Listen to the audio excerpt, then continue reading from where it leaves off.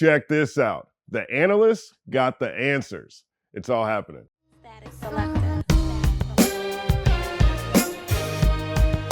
At least once a season, I like to do an episode called Analysts Answers. It's a look back at previous episodes, how the story may have progressed, what I got right, what I got wrong, and the incredible analysis left by you all analysts because I don't have the answer to these questions. This has been a particularly difficult holiday season for me. As you know, my mother passed in October, and getting used to this new normal has been pretty craptastic. But I'm thankful to all of you who have provided so much support and well wishes and positive energy this year.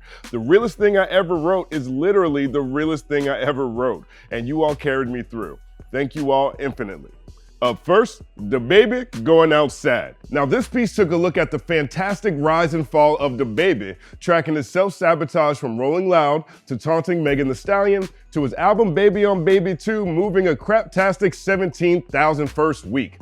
I'm a major fan of Dababy and couldn't believe what I was watching, and the analysts could tell. Mr. AB2357. Justin channeling maximum disappointed dad energy for this video. You ever be in the presence of someone being scolded and you just start to feel bad? That's me right now. I was. Mkudzi Mnyambo. I've never seen a man fight so hard to get canceled. Dababy's fall off will be studied in universities. Too much truth.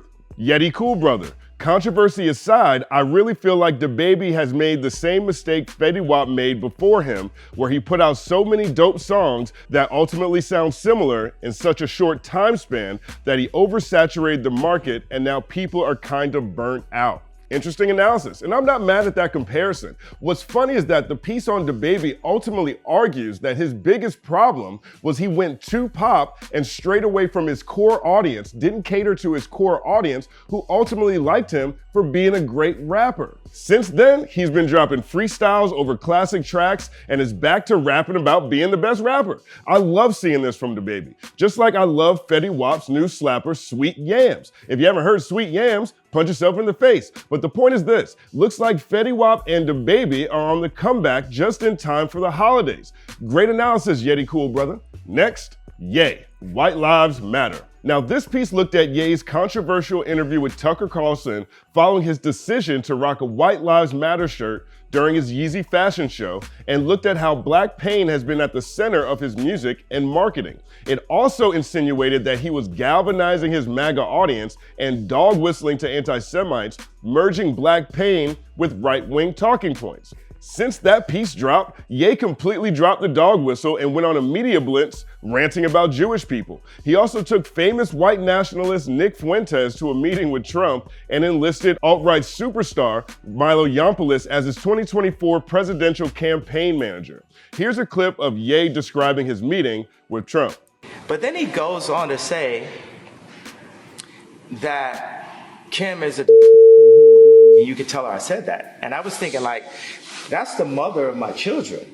Since we know, and all the Christians in America that love Trump know that Trump is a conservative, we're going to demand that you hold all policies directly to the Bible. When Trump started basically screaming at me at the table, telling me I was going to lose, I mean, has that ever worked for anyone in history? You're going to lose. Tell me he's going to lose. I'm like, well, hold on, Trump. You're talking to Ye. Jesus, it's all happening. That breakdown was on point. Check it out if you missed it. Here are the analysts. Derek Hemingway Martin. Ye speaks nothing but facts. Faith lives. Ye has destroyed his legacy. Jamar.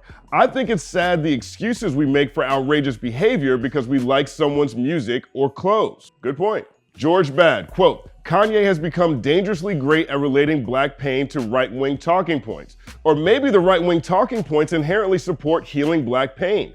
Both the right and the left have similar ideals but end up victimizing each other. Party bickering has made us believe the issue is racism when the real issue is classism. I agree with you, George, 100%. Black people are inherently conservative. We love Bibles, dollars, and guns, and independence. Theoretically, we should vote with the red team every single time, but for some reason we don't. I wonder what that could be. And no, I don't think it's because we're brainwashed into voting for the blue team. Great analysis. Lastly, Nas 4P. This was a celebratory look at Nas's most recent release, King's Disease 3, and the incredible 4-album run he's on while he's in his late 40s.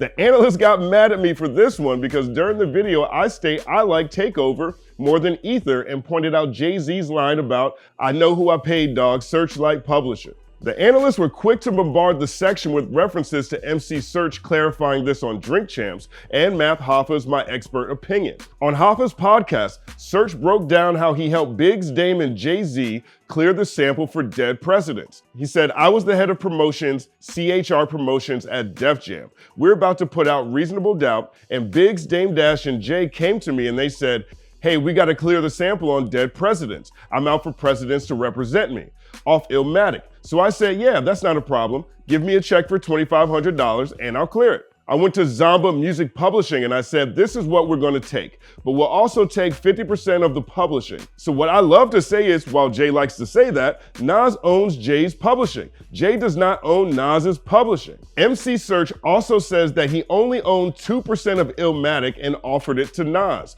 Nas declined because he'll get all of his rights back in 7 years regardless, so he supported MC Search's decision to sell.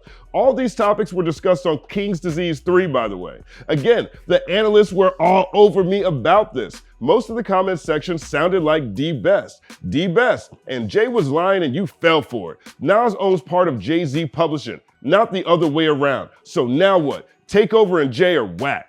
I mean, I wouldn't say Jay lied. He still paid $2,500 to clear the sample. He just didn't admit that he gave up 50% of the publishing. Now, does any of this change my opinion on Takeover versus Ether? No, not at all. I still think Takeover is a better diss track. I still enjoy it more. And like I said in the video, I will concede that I'm in the minority. Clearly, the masses do not agree with me on that, and I'm fine with that. But I want to say thank you sincerely to all you analysts for holding me accountable.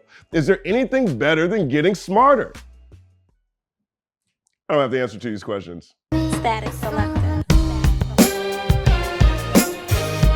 Another Saturday, another TBD. Thank you guys for rocking with me each week. I want to wish you all a happy holiday season. I am sincerely thankful for you. I'm grateful for you, and thank you for watching this content I put together every Saturday. It's not the easiest thing in the world to do, but it's something I'm very passionate about, and I'm glad that you guys are receptive. Admittedly, this is a much shorter episode than I normally do. Again, this is Analyst Answers, because y'all got the answers. I don't have the answers to these questions, but y'all tell me every week that you do have them, so I like to shout out, highlight the conversation and the discourse that takes place in this community. Because in my opinion, it's truly unique. There's not a lot of toxicity in there. People are making great points and starting great conversations. And so I'm thankful for you all for that as well. I will be back next week with a fresh episode. It's gonna be a GOAT piece. It'll be a GOAT piece.